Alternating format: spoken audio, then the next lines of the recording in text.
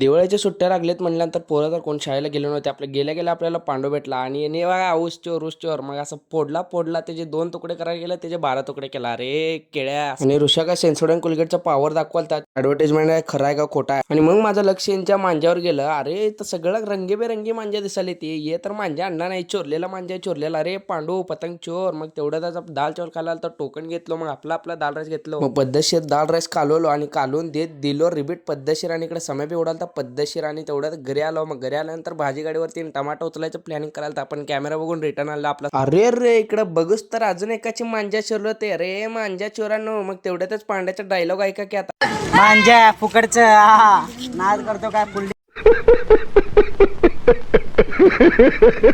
आणि स्वतःच्या घराकडे कचरा होणं म्हणून दुसऱ्यांच्या घराकडे बसून ऊस कोण कचरा करायला तारे केळ्या. मग भूक लय भयानक लागली होती. मग लाईट गेली तर म्हणून अंधार दिसाल तर मग करत का पावभाजी केली ते. मग काय असं लिंबू पिळलं चार चार चार चार आणि पाव असं तोडलं.